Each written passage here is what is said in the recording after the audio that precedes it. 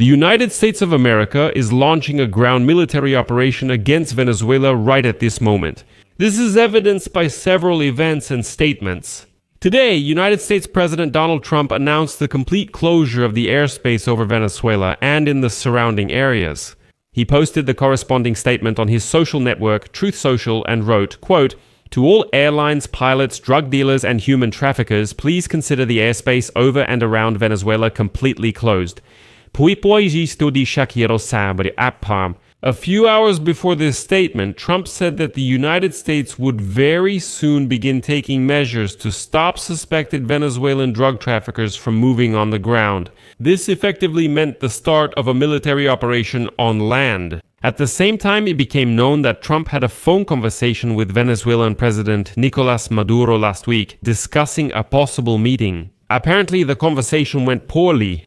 Trump also showed Maduro he was open to negotiation and that Maduro could step down under United States security guarantees. United States President Donald Trump announced his intention to pardon former Honduran President Juan Orlando Hernández, who is serving a 45-year prison sentence in the United States on drug trafficking charges. And finally, the last sign. United States Secretary of State Mark Rubio urgently cancelled his visit to the NATO summit in Brussels, citing important matters at home in America.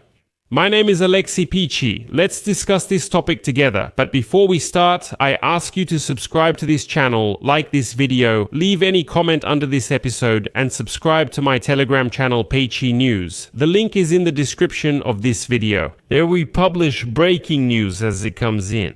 If you want to support the work of this YouTube channel, you can do so financially with any donation or a paid sponsorship subscription using the links and details in the description of this video.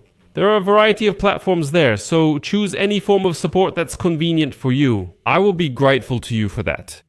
So, the President of the United States, Donald Trump, announced a complete closure of the airspace over Venezuela and in the surrounding areas. He posted the corresponding statement on his social network Truth Social. To all airlines, pilots, drug dealers, and human traffickers, please consider the airspace over and around Venezuela completely closed, he wrote. And here, let me remind you that on November 23, Reuters, citing American officials, wrote that the United States is ready to start new operations. One of the agency's sources noted that Trump is ready to use all the powers of American authority to counter drug trafficking. A day before that, the United States Federal Aviation Administration issued a warning about the need to exercise caution when flying in the area of Maiquetía Airport due to increased military activity. The notice lasts until 7 p.m. See you again. Goodbye, goodbye, goodbye. See you again. Goodbye.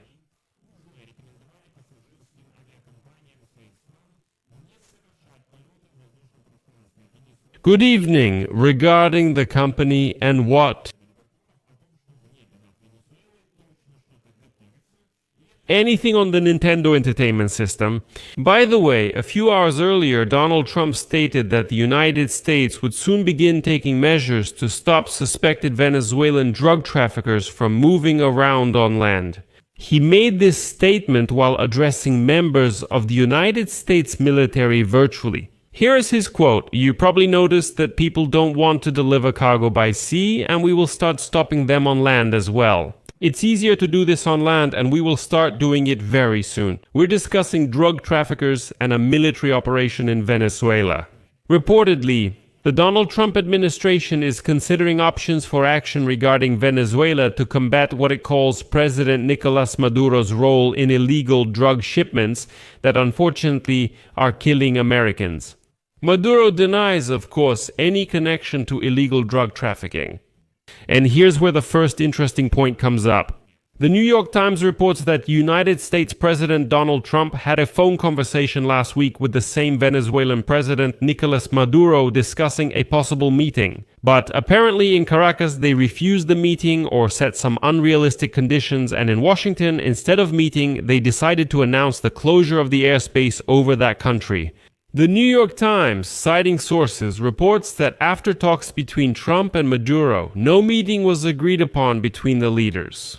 The call, which was attended by United States Secretary of State Marco Rubio, took place against the backdrop of increased United States military and diplomatic pressure on Venezuela. And here it's important to note the following interesting point.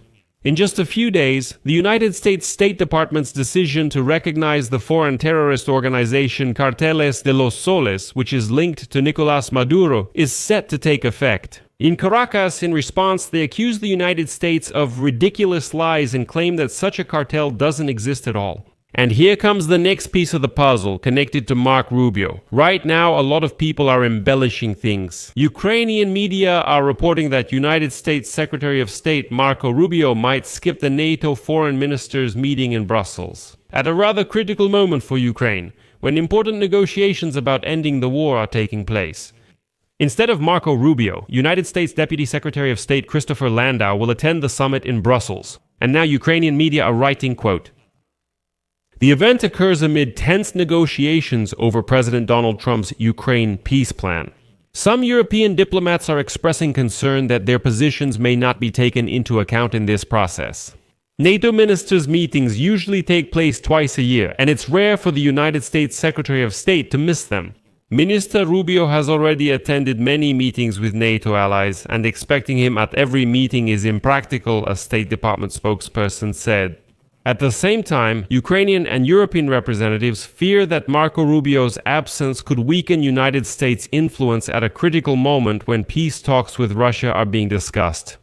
But apparently, the reason for Marco Rubio's absence at the NATO summit in Brussels is actually related to the fact that the United States is entering a war with Venezuela. Once again, it is the department headed by Marco Rubio, the United States Department of State, that made the decision to recognize the foreign terrorist organization Cartel de los Soles, which is linked to Nicolás Maduro.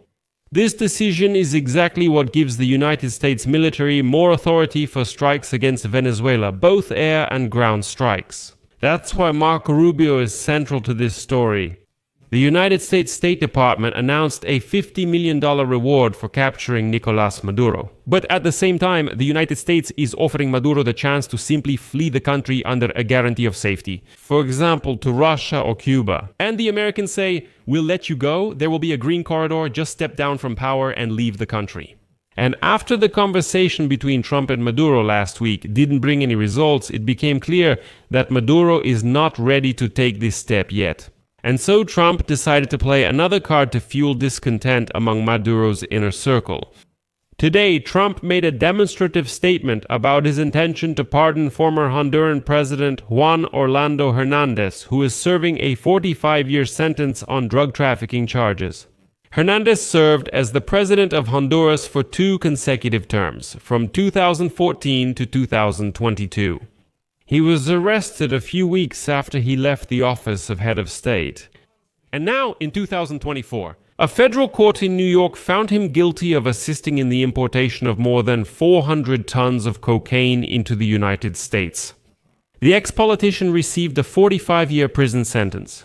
Well, as you can imagine, the decision to pardon stands in stark contrast to Donald Trump's official rhetoric about the mission to fight drug trafficking. Well, in particular, this goes against his loud campaign against drug trafficking from Venezuela, as part of which Washington carries out missile strikes on ships in the Caribbean and the Pacific Ocean. But in this situation, Trump is sending 2 messages at once. First, he is trying to convince Nicolás Maduro that if he pardoned Hernández, he could pardon Nicolás Maduro as well. That's why it's better to reflect and peacefully step down from power.